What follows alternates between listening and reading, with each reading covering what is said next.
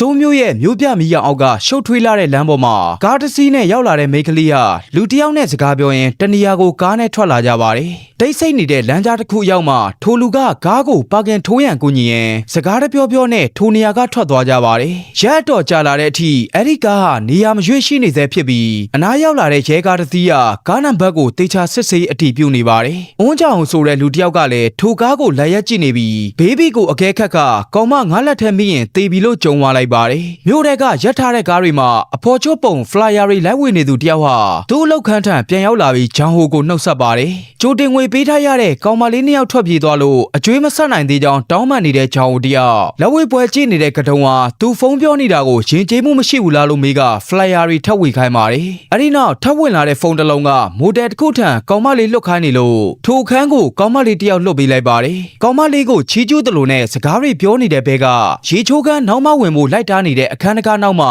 ကင်မရာနဲ့လူတယောက်ရှိနေလို့အကြံစီကိုရိပ်မိသွားတဲ့မိန်းကလေးကထားပြန်ဖို့ပြင်ပါတယ်။ပတ်စံထပ်ပေးမဲ့ပြောပေမဲ့ဆဲဆိုထွက်သွားတဲ့မိန်းကလေးကိုနောက်ကလိုက်ဆွဲရိုက်နှက်နေတဲ့ဆိုတာကြောင့်အပြေးရောက်လာတဲ့ကြောင်ဟူလဲဒဏ်ရာတွေနဲ့သူ့ဝန်ထမ်းကြောင့်ဖင်ပြောင်နဲ့ပြဿနာရှာနေတဲ့ငနဲကိုအခန်းထဲဆွဲခေါ်ကဘားကိုဆင်းရိုက်ပြီးအောက်မှာဒူးထောက်ထိုင်နေခိုင်းပါတယ်။စိတ်လိတ်ကိုကတင်ပေါ်မှာအေးဆေးထုတ်တော့ရင်ပြေးပြေးလဲလဲဖြည့်ရှင်းကြမလားဆိုတဲ့နောက်ဂျော်ဂျီတောင်းပြီးပြန်ထွက်လာတဲ့ကြောင်ဟူကိုအရိုက်ခံရတဲ့မိန်းကလေးကကျင်းနဲ့ရဲ့လားလို့စောင့်မိပါတယ်။ဒဏ်ရာတွေကိုသွားစစ်ဆေးပေမဲ့သူအလုတ်ထွက်ပြီးမို့ထပ်မဆက်သွယ်ရန်ပြောသွားတဲ့မိန်းကလေးကအပြင်မှာရက်ထားတဲ့ကားကြောင့်ကောင်မလေးတွေကိုရှာတွေ့ပြီလားလှည့်မိပါတယ်။ကားကိုမန်ဝမ်ဆိုတဲ့ရက်ကွက်ကရှာတွေ့လာတာဖြစ်ပြီးထွက်ပြေးသွားတဲ့ကိစ္စရဲတိုင်ပြဿနာတက်မဲ့ဆိုတဲ့ကြောင့်ဟာအကိုလဲစုံနောက်ဟောင်းတယောက်ပဲမို့လူတွေကိုငွေညစ်နေမဲ့အစားပျောက်သွားတဲ့ကောင်မလေးတွေကိုရှာရန်အကြံပေးပါတယ်။ဂျောင်ဝမ်ကတော့ငွေညစ်နေတာမဟုတ်ပဲသူကသာကြိုတင်ငွေအများကြီးထုတ်ပေးထားပြီးအလိန်ခံနေရတာလို့ညှင်းညူနေတဲ့အတွက်လူရောက်မှလို့တမို့ရင်ကားပေါ်ကဆင်းသွားပါတယ်။ဒီအချိန်ဖုန်းခေါ်လာတဲ့သူတပည့်က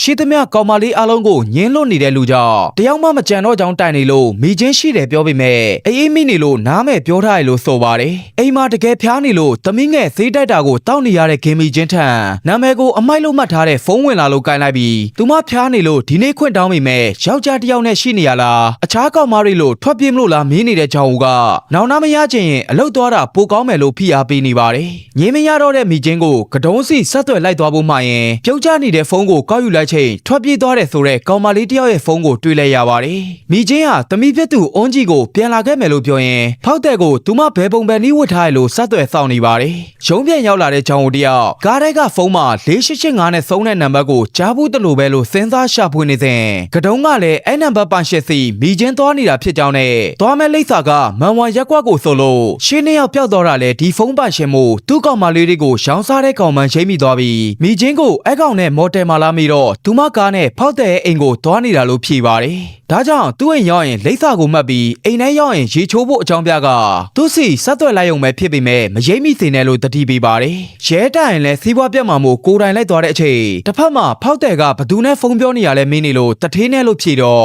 ့အရင်ကားတွေရက်တဲ့နေရာမှာပဲပါကင်ထိုးလိုက်လို့ဆိုပါတယ်။စုံတော့ကီဝူတို့ကညဘက်ကြီးဈေးထဲဟန်ပြလာလုံးနေတဲ့မြို့တော်ဝင်အတွက်လုံခြုံရေးတာဝန်ယူပေးနေရချိန်ဂျောင်ထန်ကဖုန်းဝင်လာပြီးသူ့ကောင်မလေးတွေကိုရောင်းစားနေတဲ့ကောင်သိရပြီမို့အကူကြီးတောင်းနေပေမဲ့ဒီဘက်မှာမြို့တော်ဝင်ကိုချီးတုံးနဲ့အပြစ်ခံနေရပြီမို့ပြဿနာတွေတက်ကုန်ပါတယ်။ဖောက်တဲ့နဲ့လိုက်လာတဲ့မိချင်းလဲတထေးပြောတဲ့အတိုင်းအိမ်နံပါတ်ကိုမှတ်ကပတ်ဝန်းကျင်ကိုစစ်ဆေးနေတဲ့ကိုချန်တော့ကိုဖွင့်မရဖြစ်နေတဲ့ဖောက်တဲ့ကဘာလို့လဲလို့လှည့်မိကအထဲဝင်ဖို့ခေါ်ပါတယ်။ခြံတကားကိုအသာဟပြီးလိုက်တက်သွားတော့ခွေးကို6လက်နေတဲ့လူကအိမ်ထဲလာရန်တကားဖွင့်ခေါ်သွားပါတယ်။နောက်ကရောက်လာတဲ့ကြောင်ကိုလည်းမိချင်းရဲ့ကားနောက်မှာရက်လိုက်ပြီးအိမ်ထဲလိုက်ဝင်သွားတဲ့မိချင်းကမှားထားတဲ့အတိုင်းသူမရေရင်ချိုးမယ်ဆိုလို့ရေချိုးခန်းရှိရာကိုညွှန်ပြပါတယ်။အခန်းတကားလော့ချကရေဖွင့်လိုက်ပြီးကြောင်ကိုစီ message ပို့နေချိန်မတတိစရာကောင်းတဲ့အခန်းကလိုင်းလဲမိမနေလို့အပေါက်ဝနာသွားကတကားဖွင့်လိုက်ပေမဲ့အသေးပိတ်ထားတာမြင်လိုက်ရပါတယ်။ထောင်ချောက်ထဲရောက်နေပြီးမှတီးလိုက်တဲ့မိချင်းကရေချိုးခန်းထဲကအသားစားတွေကြောင့်ထိတ်လန့်သွားပြီးမဲ့ဟန်မပြတ်အပြင်ထွက်ကကားထဲမှာအကာအကွယ်ကြံခဲ့လို့သွားယူမယ်ဆိုတော့လေဆိုဖာပေါ်မှာတယောက်က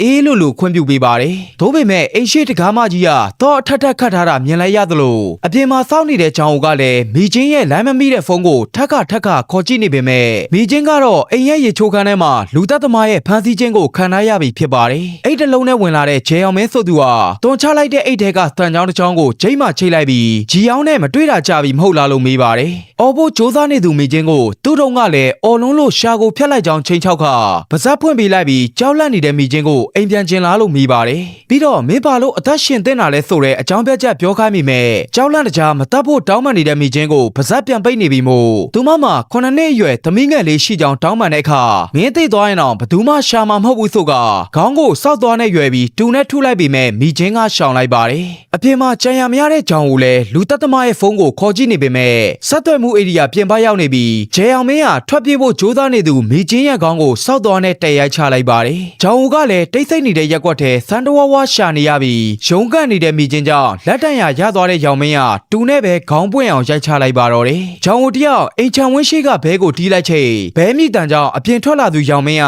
ဒီအိမ်ကမစ္စတာဘာဆိုသူကိုလာမင်းနေတဲ့လင်မယားကြောင့်အဲ့လိုလူမရှိကြောင်းအတင်းမောင်းထုတ်ပြီးပြန်တက်လာချိန်အိမ်ရဲ့ခွေးလေးကိုမှတ်မိနေတဲ့လင်မယားကြောင့်ပြဿနာဖြစ်လာနိုင်တဲ့အရေးအတွက်ပြန်တော့မဲ့လင်မယားကိုမစ္စတာဘာအိမ်ထဲမှာအိတ်နေလို့အထဲဝင်ရန်လိုက်ခေါ်ပါတယ်ရက်ခွက်ထဲရောက်နေတဲ့ကြောင်တယောက်လမ်းသွားလမ်းလာတွေကိုလိုက်မင်းနေပြီးအိမ်မရှင်ဖះเจ้าလဲမလာလို့တည်င်းလာမိတဲ့လင်မယားကိုအိမ်ထဲခေါ်လာသူရောင်မင်းကတော့ဘာလို့သူ့ကိုလိုက်နောက်ရှက်နေရလဲဆိုကတူနဲ့ရိုက်တက်ခဲ့ပြီးထိုလင်မယားရဲ့ကားကိုအစားဖြောက်ရန်ထွက်လာပါတယ်ကားပခင်ထိုးမနေရကိုအခြားတစ်စီးဦးသွားလို့မောင်းထွက်လာရင်ရက်ခွက်ထဲရောက်နေတဲ့ဂျောင်ဝရဲ့ကားကိုမှတိတိဆိုင်ဆိုင်ဝင်တိုက်မိသွားပါတယ်ဒေါသထွက်သွားတဲ့ဂျောင်ကိုလည်းကားပေါ်ကဆင်းကသူအခုအလုပ်များနေလို့အာမကန်ကုမ္ပဏီကတစ်ဆင့်အယော်ပေးရန်ဖုန်းနံပါတ်ပေးခိုင်းမိမယ်သူအဆင်ပြေလို့ဒီအတိုင်းပဲသွားလိုက်ပါဆိုတဲ့ရောင်မင်းရဲ့အိမ်ကသွေးစားတွေကြောင့်တန်တရားရှိသူဖြစ်နိုင်လို့သူ့အမားကိုသူတာဝန်ယူပြရစေလို့ချောမော့အချိန်ဆွဲလိုက်ပါတယ်ရော်ကြီးပေးဖို့မလိုဘူးဆိုတဲ့ရောင်မင်းကကားနဲ့ထွက်ပြေးဖို့ကြိုးစားနေပြီမို့မင်းခန္ဓာကိုယ်မှာသွေးတွေနဲ့ထိခိုက်ထားတာလားလို့မေးလိုက်ချိန်နောက်ကကားကိုဆုပ်ပေးဖို့ဆဲဆို့နေတဲ့ရောင်မင်းကို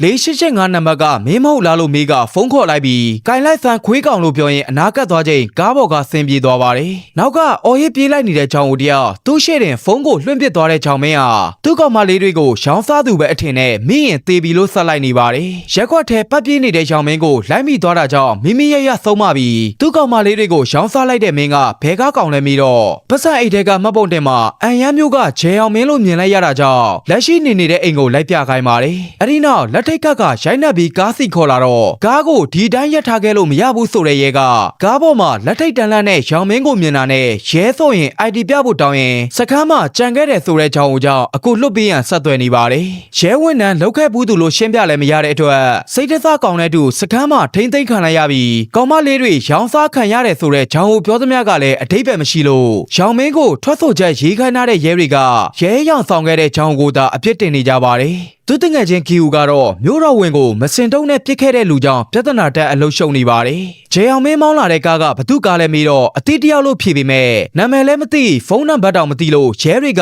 ထူးဆန်းတယ်လို့ထင်သွားပါတယ်။ရေးထားတဲ့ထွက်ဆိုချက်ကိုကြည့်ရင်ဖုန်းနံပါတ်ဘာနဲ့စတာလဲလို့အကြောင်းရိုက်လိုက်ချိန်မှာဖုန်းမရှိဘူးလိန်နာတဲ့ကိစ္စပါပေါ်လာတဲ့အတွက်တကယ်ပဲကောင်မလေးတွေကိုရောင်းစားလိုက်တာလားစစ်မေးတဲ့အခါအဲ့လိုမဟုတ်ပဲတတ်လိုက်တာလို့တိုးတိုးလေးခိုးဖြေပါတယ်။အတင်းချက်ထပ်မိတော့မှဟုတ်တယ်သူတတ်လိုက်တာလို့သူအေးစွာဖြေလာတာကြောင့်ရဲတွေကြောင်အားကုန်ပါတယ်မြို့မှာရေတောင်မပေးနိုင်ပဲတရုတ်ဆောင်ပြနေတဲ့မြို့တော်ဝင်ကိုချီးတုံးနဲ့ပြစ်ခဲ့တာဆိုတဲ့တရားခံကြောင့်ယူကျင်လာတဲ့ဆိုတဲ့ခီဦးထံချောင်ဦးကလူ9ယောက်တတ်ထားတဲ့တရားခံမိထားပြီလို့ဆက်သွယ်လာပါတယ်သူကိုယ်တိုင်အယုံကြည်မရှိပေမဲ့ဘေးကဆုံနာအုပ်ကိုမိမ3ယောက်အသက်ခံရတဲ့မာပိုအမှုကိုမှတ်မိလာမိတဲ့အခါမန်ဝန်ရက်ကွက်မှာဝီလီဝင်လင်းအသက်ခံရတဲ့အမှုလို့အတည်ပြုတဲ့အတွက်မယုံလို့မရတော့တဲ့အခြေအနေဖြစ်သွားပါတယ်စခန်းမှာတော့ဒီလောက်ဝင်ခံထားတာတော့ဘာလို့ရမှမသိဖြစ်နေတဲ့ရဲရီယာသူတို့ကိုငတုံးလို့တမုတ်တဲ့ချောင်ကိုဝိုင်းမဲနေကြပြီးမင်းကမှရဲဖြစ်ခဲ့တာကိုအတုံးချကဖာကောင်းလှုပ်ရှားနေတဲ့ကောင်လို့ဆွဆွဲရင်ကားပေါ်ဆွဲတင်ခိုင်းလိုက်ပါတယ်ဒီအချိန်စခန်းထဲဝင်လာတဲ့စိုးအထူးတပ်ဖွဲ့မှခီယူကအဲကောင်ကိစ္စကိုသူတာဝန်ယူလိုက်မယ်ဆိုလို့နှစ်ဖက်ပြဿနာတွေတက်ကုန်ပါတယ်ထိုနေရာကိုရောက်လာတဲ့ရဲမှုကဂွင်းဆက်လူတပ်သမားတွေရော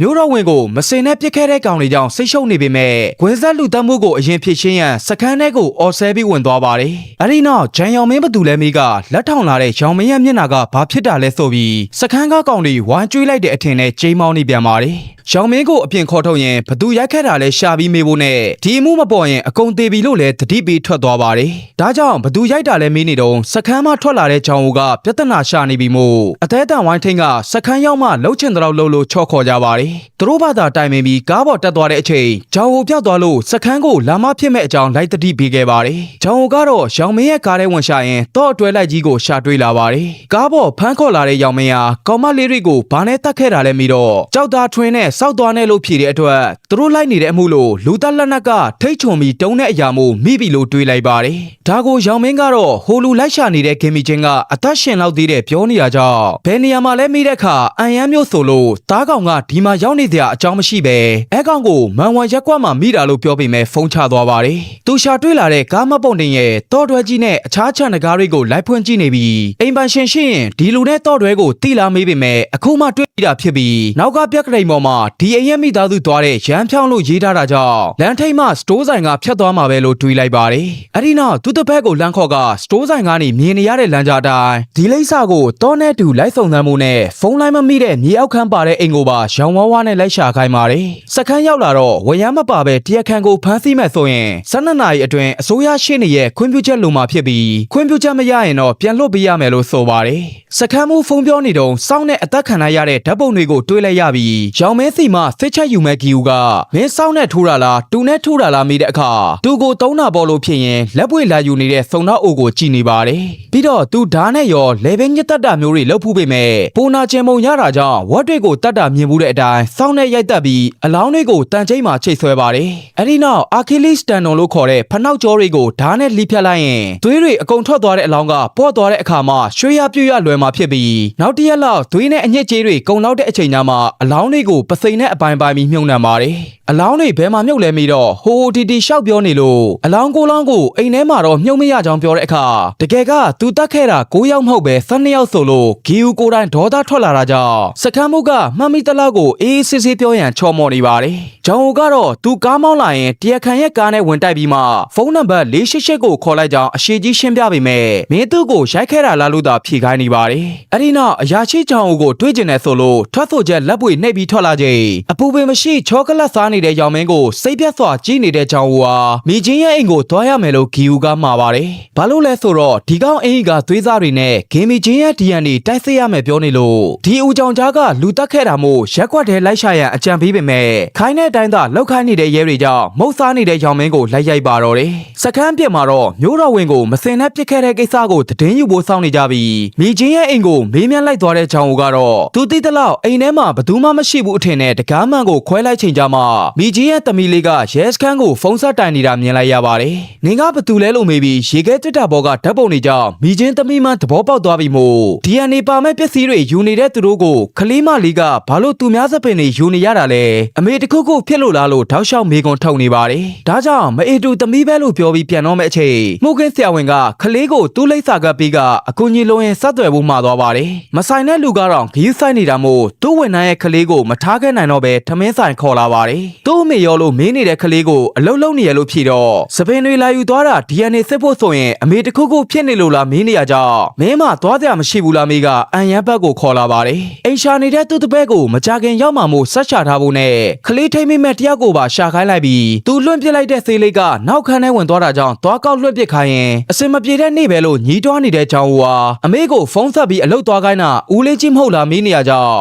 ငါ့ကိုစကားများနေရင်အိမ်ပြန်ပို့မှာလို့ဟန်လိုက်ပါတယ်စခန်းမှာတော့တရားခံပြောသမျှလူတက်မှုတွေဟာမာပိုလူတက်မှုတုန်းကလိုလူတွေပါဝင်နေပြီးအသက်ရှင်နိုင်သေးတယ်ဆိုတဲ့မိန်းကလေးကိုလည်းတပ်ပြီးလောက်ပြီးလို့ယူဆနေကြပါတယ်အိမ်ထဲမှာတတ်ထားတဲ့ဆိုပေမဲ့အလောင်းတွေရှာမတွေ့သလိုအိမ်လိပ်စာလည်းမသိသေးတာကြောင့်အပြစ်တင်နေတဲ့ရဲမှုဟာတန်ကြားရှိသူကအိမ်ကိုမမတ်မိတာကြောင့်မနှက်ဖြန်ရှာတွေ့နိုင်ကြောင်းတင်ပြပါတယ်လူသက်ရခြင်းအကြောင်းရင်းမပါလို့မေးကြည့်တော့တောင်တောင်အီရှောက်ပြောနေလို့မထည့်ထားတဲ့စကန်မှုကိုတခုခုလှုပ်ဖို့ဖိအားပေးပါတယ်ပြီးတော့ဒီမှုတာမဖော်နိုင်ရင်တေးပြီးမို့အလုံးမပြုတ်ချင်ရင်အများဆုံးဖော်ပြီးမျိုးတော်ဝင်ကိစ္စလည်းဖုံးဖိရန်အမိတ်ပေးပါတယ်အန်ရန်ကိုရောက်သွားတဲ့ဂျောင်ကတော့ရှောင်းမင်းရဲ့ညမကိုဘာကြောင့်အကိုဖြစ်သူရဲ့လိပ်စာတော်မသိရတယ်လဲမေးတော့မတွေ့တာ3နှစ်လောက်ကြာပြီဖြစ်ပြီးထောင်ထဲမှာလို့ပဲသိထားကြောင်းဖြေပါတယ်ပြဿနာတက်နေတဲ့မိသားစုကိုအခုငါးကောင်မလေး3ယောက်ကိုရောင်းစားသွားတဲ့ကိစ္စအတွက်ပေးထားတဲ့ဝန်2000ကိုပြန်ပေးရန်စာချုပ်ချုပ်ဖို့ပြင်နေစဉ်အပြင်ထွက်ကြည့်လာတဲ့ကလေးကသေးတွေထွက်ကြနေသလိုခေါင်းမှလည်းကြီးမားတဲ့ဒဏ်ရာကြီးရှိနေပါတယ်ဒါဟာရောင်မင်းရဲ့လက်ချက်ဖြစ်ပြီးအဲ့ကတဲ့ကမတွေးရတော့ကြောင်းသိလာရတဲ့နောက်သူ့အမေကိုရှာပေးမှလားမီးနေတဲ့အွန်ကြီးဟာ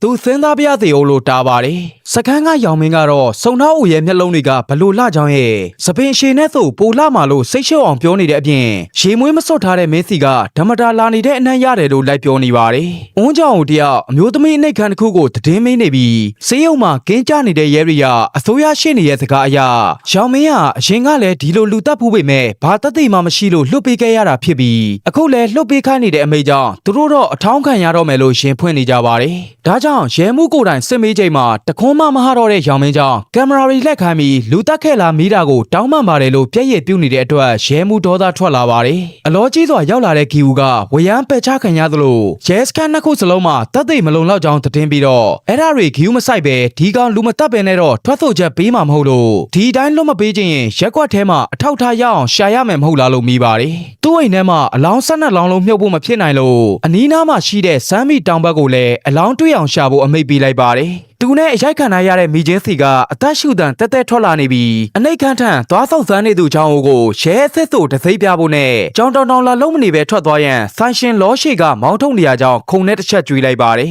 ဒီတော့မှရောင်မင်းရဲ့ဖုန်းနံပါတ်နဲ့ဆက်သွယ်ဖူးသမျှရှာခိုင်းလိုက်ပြီးအုံးကြီးကိုတော့အပြင်မှာလူရိတ်ချီကြည့်ခိုင်းတာပါတယ်ဒီနှိတ်ခမ်းမှာလည်းရောင်မင်းဖုန်းဆက်ထားတဲ့နေ့ကလေးကပျောက်သွားတဲ့ဟွန်းကျူဆိုတဲ့ကောင်မလေးရှိမှန်းသိလိုက်ရပြီးလမ်းဘေးမှာညစာဝင်စားနေချိန်အုံးကြီးရဲ့အဖေရောလို့ပြီးတော့ဘရာဇီးမာလို့ဖြေပါတယ်သူ့အဖေကိုမြင်လဲမမြင်ဘူးဖုန်းလည်းမပြောဘူးဆိုလို့ဒီမိမနဲ့ sorry မာလို့ပြောရင်တော့ခလေးကရုံဦးမယ်လို့မိချင်းကိုအပြစ်တင်နေပါတယ်ရဲရီယာစမ်းမီတောင်ပေါ်မှာအလောင်းလိုက်ရှာနေကြသလိုဂျောင်ဦးကလည်းရောင်မဲဆက်သွယ်ခဲ့ပေမဲ့ပြောင်းမနေတဲ့မိန်းကလေးနဲ့တွေ့တွေ့တဲ့အခါသူမအိမ်ထိလိုက်သွားတာမဟုတ်ပဲဒီနားတင်တွေ့ခဲ့ကြတာဖြစ်ပြီးအဲကောင်ကဘန်းသိနေရလို့ဆိုပါတယ်ပတ်စံယူထားလို့ကောင်းကောင်းဆက်ဆံလိုက်ပေမဲ့အဲ့ဒီနောက်ပိုင်းဖုန်းခဏခဏဆက်လာတဲ့အပြင်တကူလုံးမှာသွေးတွေနဲ့နင်းကိုတတ်မဲ့ဆိုတဲ့ချင်းချောက်ပုံတွေပို့ထားတဲ့ဆိုတာကြောင့်ပုံတွေရှိသေးလားလို့တောင်းကြည့်ပေမဲ့ဖျက်လိုက်ပြီလို့ဆိုပါတယ်အခုအဲကောင်လူတက်လိုက်ပြီမဟုတ်လားလိုက်မင်းနေတဲ့ဟီချောင်းရဲ့စကားကြောင့်ကားထဲမှာထိုင်နေတဲ့အုံးကြီးလဲသူမအမေအသက်ခံရပြီအမှန်နဲ့တလန်းလုံးငိုယိုလိုက်လာပါတယ်အတန်းဝဲဝဲကြံသေးတဲ့မိချင်းကဘေးမှာတွေးလိုက်ရတဲ့အလောင်းတွေကြောင့်ထားအောင်မိလိုက်ပြီ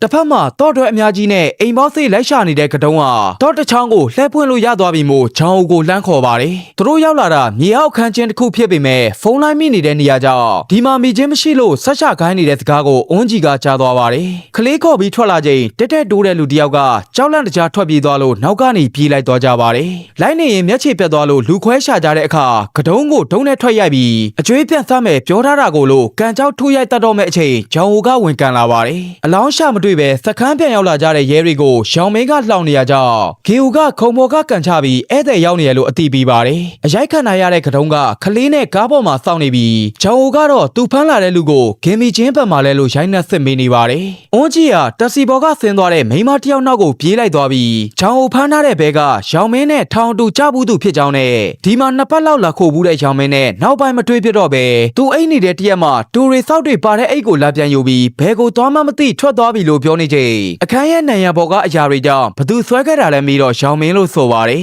စကမ်းမှုခေါ်လာတဲ့အမှုဆက်ဟာရောင်မင်းကိုရေးသားရှိလားအတူအိတ်ဖူးလားလို့ထူးဆန်းတဲ့မိကုန်းတွေမေးနေပါတယ်လုံးဝအဖြစ်မပေးတဲ့ရောင်မင်းကဘာလို့သိကျင်ရတာလဲအထက်ထက်ပြန်မေးနေလို့ပန်းသိနေတဲ့မင်းလိုကောင်မျိုးတွေကမိန်းမတစ်ယောက်ကိုမြင်ပေမဲ့အတူနေဖို့မစွဲဆောင်နိုင်တဲ့အခါစောက်သွားတွေကိုလေငါအဖြစ်သဘောထားပြီးတာယာမှုကြောင့်မိန်းမတွေခေါင်းကိုထိုးရိုက်တပ်ဖြတ်နေတာမဟုတ်လားမိတဲ့အခါသူတက်ခဲ့တာကိုသိကျင်ပြောပြမယ်ဆိုကအနာတိုးလာပါတယ်ပြန်ထိုင်နေစမ်းဆိုတဲ့ရှင်းတွေကသူပြောသလိုမှန်တယ်မဟုတ်လားလို့ထပ်မေးချိန်မှာခမ ्या ကဘာသိလို့လဲလို့လေပင်ထညစ်လာတဲ့အတွက်ရဲမှုကဘရာဗိုလို့လက်ခုပ်တီးချီးကျူးပါတယ်ဂျောင်ဟိုတယောက်နိုင်ရန်ဘော်ကစိတ်တစားဆန်ဆန်ချစ်ရတွေကိုတေချာလိုက်ကြည့်ပြီးအပြင်ထွက်လာချိန်အွန်းကြီးကိုမတွေ့ရတော့လို့အပြေးလွှားလိုက်ရှာကြပါတယ်လမ်းတက်နေရရောက်တော့တတိလစ်နေတဲ့အွန်းကြီးကိုမြင်တာနဲ့ခလေးကိုစေးရုံအမြန်လိုက်ဖို့ပြီးခဲ့ပါတယ်ဂင်မီချင်းနဲ့ဓာတ်ပုံတော့ချိတ်လေးကိုကြည့်နေစဉ်ခလေးဖေဆိုရင်လက်မှတ်ထိုးပေးပါဆိုလို့ထိုးပေးခဲ့ပြီးကားကိုလီဘာတစုံမောင်းထွက်လာခဲ့ပါတယ်ထိုဝေလီဝင်လင်းအချိန်လောက်ဆိုမန်ဝန်ရက်ကွက်တွင်းကလူတွေနိုးနေလောက်ပြီမို့ဝရမ်းမရှိသေးတဲ့သူတို့က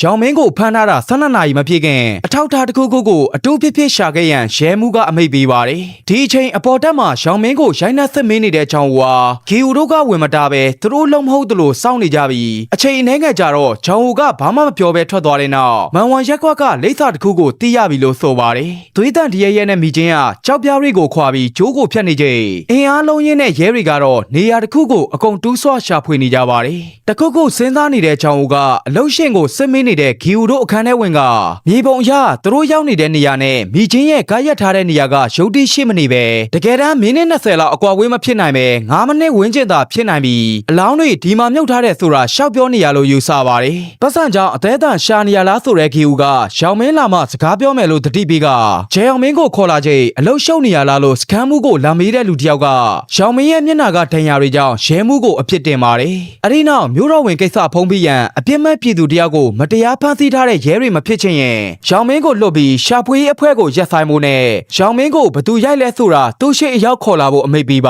တယ်ဒါကြောင့်ပြင်းပြင်းထန်ထန်ရိုက်နှက်ခဲ့တဲ့ချောင်းကိုမိချင်းကသေနေလောက်ပြီးမို့ရဲမှုအမိန့်တိုင်းဖမ်းခိုင်းနေတဲ့အတွက်ပေါချုံကြီးတက်လက်နဲ့ချင်းချောက်ကထွက်ပြေးဖို့ကြိုးစားပြီးမဲ့ဖမ်းဆီးခံလိုက်ရပါတယ်လမ်းမှာသူ့ကိုဆေးလေးတလိပ်ပေးဖို့တောင်းနေတဲ့ချောင်းတယောက်အတူလမ်းကျဲတွေကောက်ခဲ့ပေမဲ့သူတယောက်တည်းအဖမ်းခံရတဲ့နောက်ကျောင်းတွေပြန်ပြောရင်ကားသမားကိုကန်လိုက်တာကြောင့်လမ်းဘေးထိုးကျသွားတဲ့ကားပေါ်ကနေရဲတွေကိုတိုက်ခိုက်က